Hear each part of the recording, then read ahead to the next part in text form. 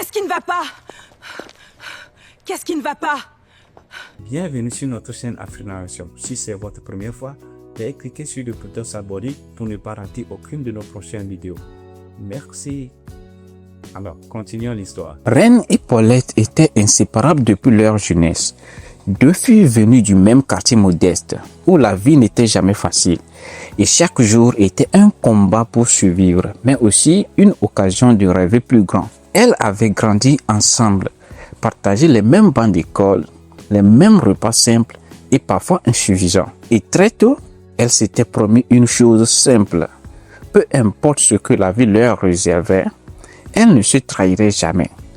Elles avanceraient toujours main dans la main, comme deux sœurs liées par le destin plutôt que par le sang. Reine était connue pour sa détermination silencieuse, et tandis que Paulette de son côté avait un caractère plus fort. Mais derrière cette force se cachait une grande sensibilité que seule Reine semblait comprendre. Elles rêvaient toutes les deux d'un avenir meilleur, de quitter la pauvreté, d'aider leur famille et surtout de prouver au monde qu'elles pouvaient survivre malgré tout. En fait, décrocher un emploi dans la même entreprise après des années d'efforts et de sacrifices, ce fut comme une victoire partagée. Elles célébraient chaque petite réussite ensemble. Chaque salaire reçu était un pas de plus vers leurs rêves. Elles s'encourageaient et se motivaient, se relevaient quand quelqu'un tombait. Un jour, tout a commencé où la direction de l'entreprise a annoncé une promotion importante. Et quand le nom de Reine a été annoncé, un mélange d'émotions a envahi la pièce. Reine a d'abord été surprise, puis submergée de joie. Ses collègues applaudissaient. Certains la félicitaient chaleureusement. Et immédiatement, elle s'est tournée vers Paulette avec un grand sourire. Paulette a souri aussi. Elle a applaudi. Elle l'a même serré dans ses bras en lui disant « Tu le mérites ». Mais dans ses yeux, quelque chose avait changé. Les jours suivants semblaient normaux. Mais petit à petit, des petits détails ont commencé à apparaître. Des silences plus longs, des réponses plus courtes et des regards fuyants. Parfois même des remarques discrètes comme « la chance joue beaucoup dans la vie ». Pour certaines personnes savent se faire remarquer. Rien de trop évident, rien qui pouvait alerter directement, mais assez pour créer une distance. Reine, de son côté, essayait de ne pas y penser. Elle lui proposait de déjeuner ensemble, de célébrer sa promotion. Mais Paulette devenait de plus en plus froide. Elle se sentait laissée derrière, oubliée comme si la réussite de son amie était une preuve de son propre échec. Et Paulette se levait de temps en temps pour aller chercher quelque chose dans la cuisine. Elle revenait avec des boissons, des petits plats et faisait tout pour paraître naturelle. Et Reine, confiante, ne voyait rien. Rien du tout. Paulette, seule dans la cuisine, a pris un instant pour respirer. Elle a sorti discrètement une petite substance qu'elle avait cachée. Elle a versé le poison dans la boisson, mélangeant soigneusement pour que rien ne se remarque. Elle continuait à parler, à rire. Mais peu à peu, Reine a commencé à se sentir étrange, une légère gêne, puis un vertige. Elle a posé sa main sur sa tête, essayant de comprendre ce qui se passait. Reine essayait de se lever, mais ses jambes tremblaient. Sa vision aussi devenait floue, pensait peut-être à un malaise. Reine a fini par s'effondrer complètement sur le sol. Paulette, malgré la peur qui montait en elle, a immédiatement appelé les secours. Les ambulanciers sont arrivés, prenant Reine en urgence. Et à l'hôpital, les médecins se sont précipités autour d'elle. Mais les médecins, eux, commençaient à suspecter quelque chose d'anormal.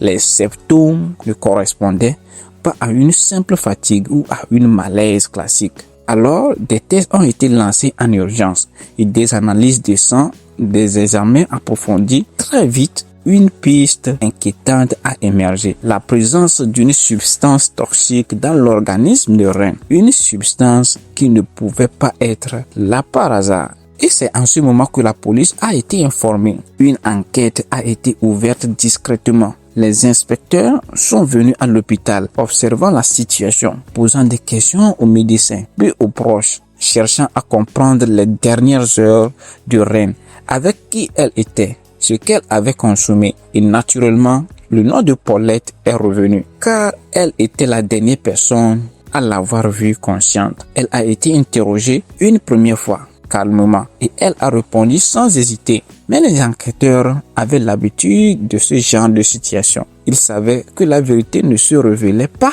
toujours immédiatement. Alors, ils ont continué à creuser.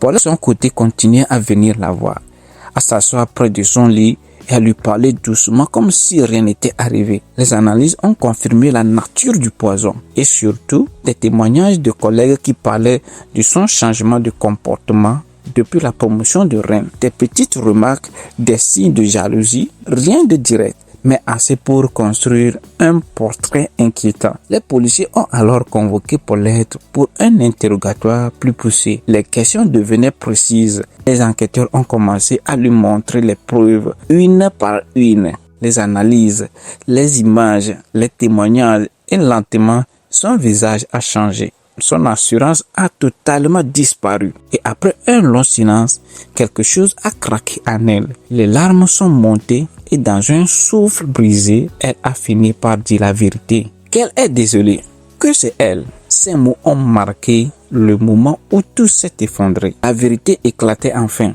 Paulette a été arrêtée immédiatement, menottée et menée sous le regard choqué de ceux qui la connaissaient. La nouvelle s'est répandue très rapidement et dans l'entreprise, dans le quartier et partout. Reine, elle, continuait son combat pour survivre. Et grâce aux soins intensifs, son état a commencé à s'améliorer très lentement. Et elle a ouvert les yeux, entourée de sa famille. Et avec le temps, elle a commencé à reconstruire sa vie différemment, avec plus de prudence. Mais très chers amis, une grande leçon de morale que nous pouvons tirer dans cette histoire est que parfois, les blessures les plus profondes ne viennent pas des inconnus, mais de ceux qui l'on avait placé toute sa confiance. Cette histoire nous rappelle une vérité simple mais essentielle. Tout le monde ne célèbre pas sincèrement ta réussite. Certaines personnes sourient avec toi, mais souffrent en silence de te voir avancer. Et il est donc important d'apprendre à écouter les actes plus que les paroles et à protéger son cœur sans pour autant fermer la porte à l'amour et à l'amitié. Car une vraie amitié ne jalouse pas, elle élève, elle soutient, elle se réjouit sincèrement du bonheur de l'autre. Mes très chers, nous sommes arrivés à la fin de cette histoire. Si c'est votre première fois, veuillez cliquer sur le bouton s'abonner pour ne pas rater aucune de nos prochaines vidéos. Merci beaucoup et à la prochaine histoire.